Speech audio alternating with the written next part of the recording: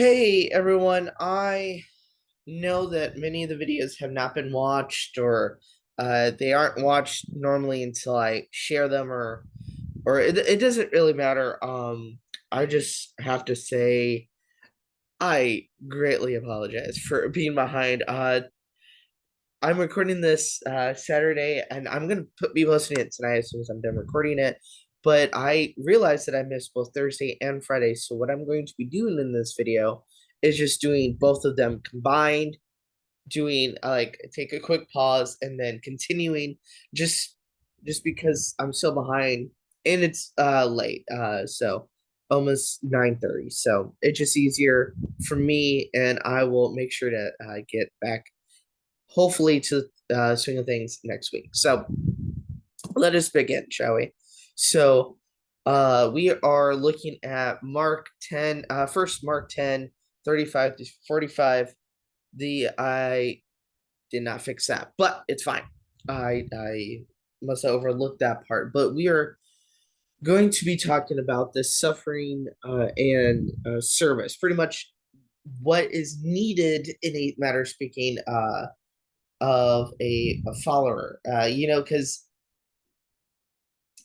so many people think that it's easy. Some people think that it's not difficult, but you know that's not the truth. Let us look at it together. So starting in my CSB, James and John, the sons of Zebedee, approached him and said, "Teacher, we want you to do whatever we ask. For one, these are two of his closest like friends, colleagues kind of, and they were like, we want you to do whatever we ask. And this is his response. He's like, what do you want me to do for you? He asked them.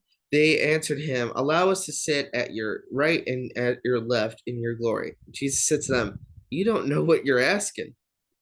Are you able to drink the cup I drink, or to be baptized with the baptism I baptized with?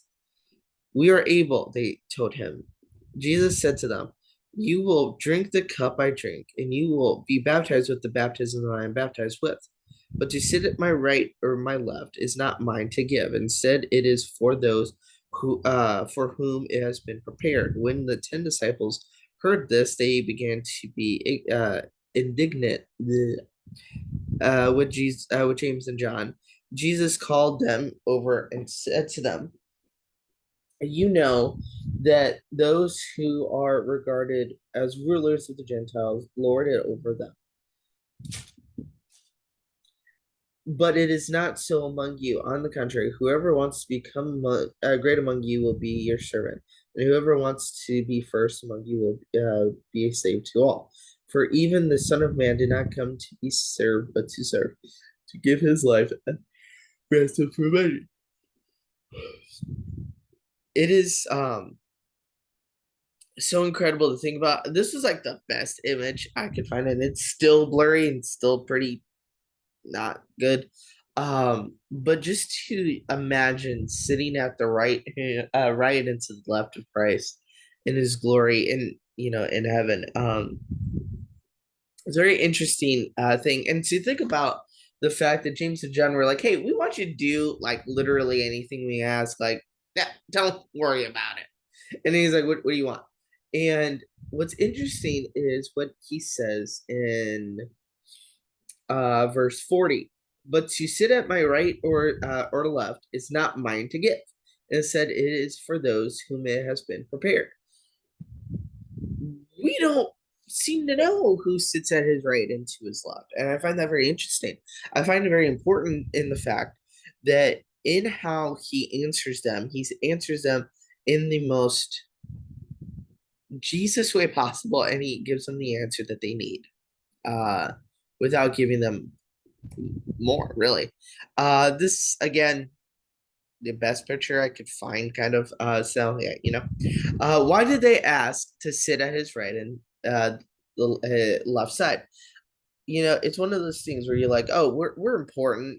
We're two his favorites, so um, he's gonna want us to sit at his right or to his left, and he's like, it's not for me to get. Um, Why do you think it is important how Christ responded to them? Why was it important for them to take this time and be like, are you able to be baptized? And they're like, yes. Are you able to drink the cup that I'm going to drink from? And they're like, yes. And he was like, good, good. However, it's not for me to put you in this place. It's already been decided. I find that very interesting in how he responds. He responds in love in so many ways. But let's turn to the other disciples at the very end of the passage. How would you respond? I'm asking you this. Now, I should have been more clear there. How would you respond if you were one of the other disciples that heard that? Because in 41, when the 10 disciples, it should be the 10 other disciples, but I get what it means, heard this, they began to be indignant with James and John, and Jesus called them over and said to them, you know that those who are regarded as rulers of the Gentiles lord over them, and those in the high positions act as tyrants over them. But it is not so among you. I don't think I read that part by accident. I think I overlooked that part. On the contrary, whoever wants to become great among you will be your servant, and whoever wants to be first among you will be a slave to all. For even the Son of Man did not come to be served, but to serve and to give his life as ransom for many. I think that's important because of the fact that we uh kind of overlook, the importance of Christ's life and how he goes about his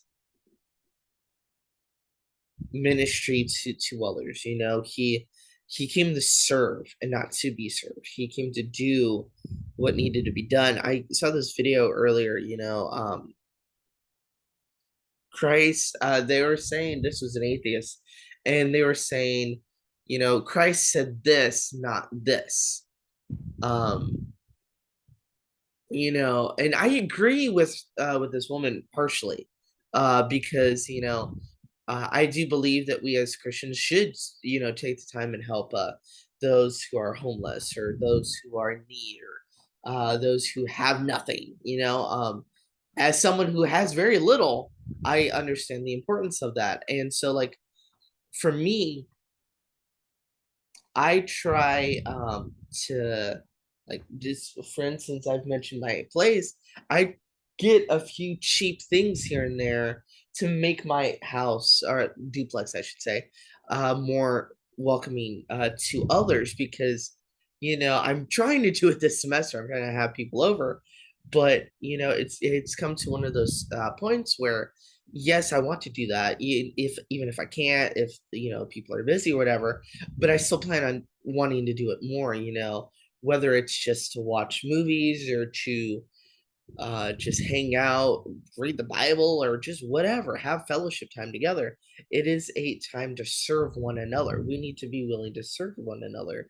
And I will say that where she was wrong in is she was like, oh, Christ did not say to, go up on a podium and preach. He did say go and make disciples of all nations. So you have to preach, you have to teach, you have to do these things. But I don't know the full context. I just know her side of it. So I think it's important to really acknowledge that, but to acknowledge the fact that we need to serve and not be wanting others to serve us.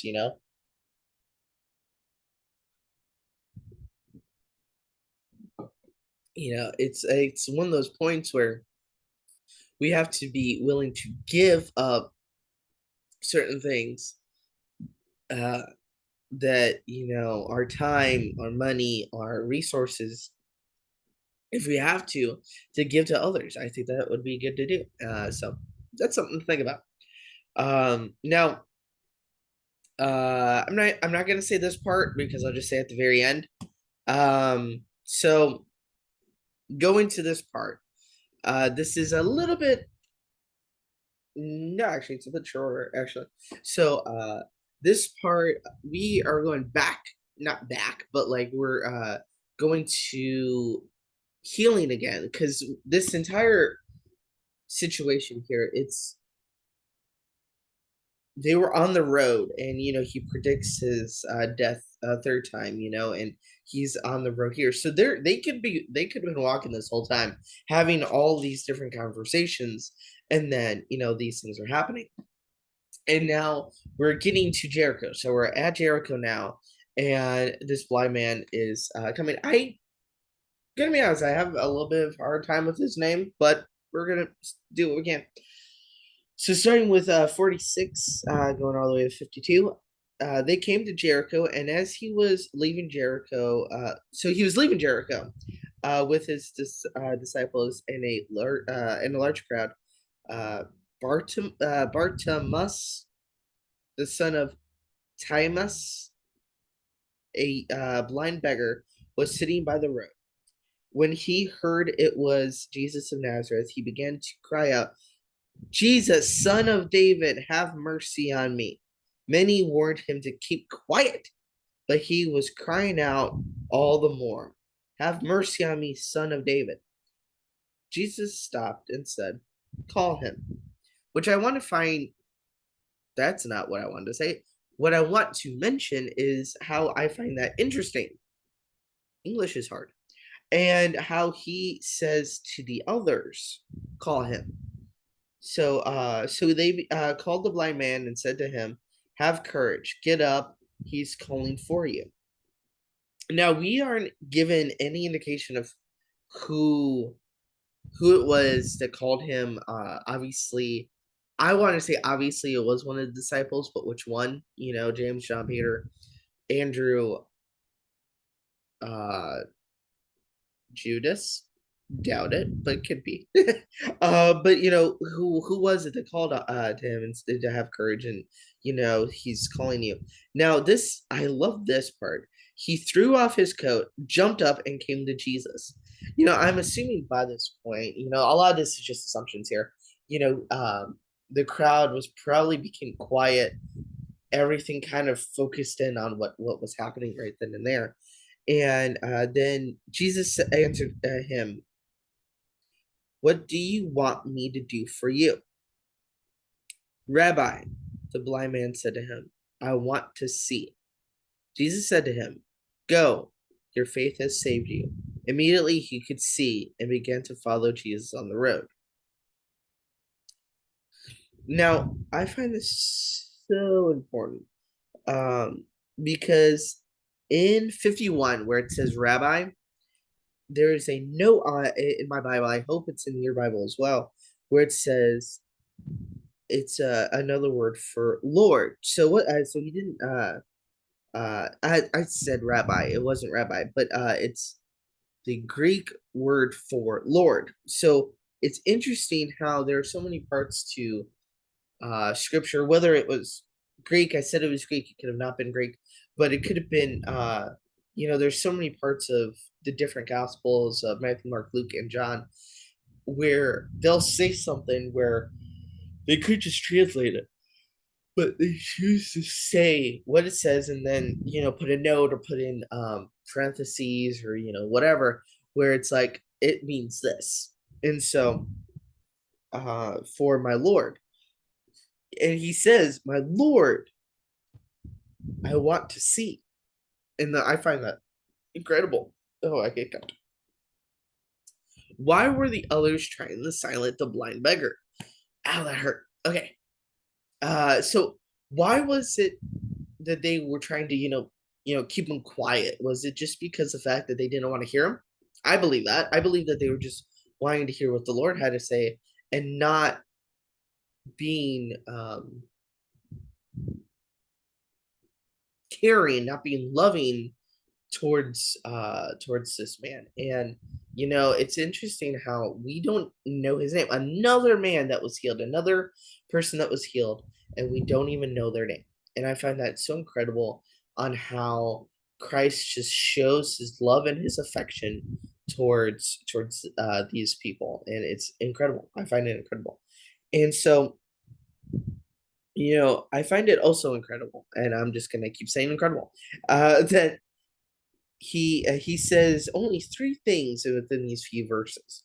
He says to the people around him, "Call him."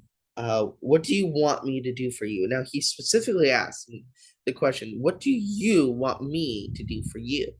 It could have been, he could have answered it any way. He could have said, I just want to see, or, I'm tired of begging, I want to be free. I want to be, freed from this blindness, or, however he says it, but he says it so humbly. At least how I read it, it's very humbling. Is like, my Lord, I want to see. And then Christ responds, go, your faith has saved you. And, again, it's one of those situations where he's like, he forgives them of their sin, he saves them. And also, for those who think you need to be baptized to be saved, another person who Christ has saved and were not baptized. So, same. Now, you know, I find it so incredible, the fact that immediately he could see and began to follow Jesus on the road. You know, we don't know how big of a crowd, we don't know how many people were following him, but we do know that, as time goes on, because we just finished chapter 10, and we have only a few chapters left. There are 16 chapters in the Gospel of Mark. And so we're getting very close to the end of this. And, I apologize for being behind on all of this, but, when you have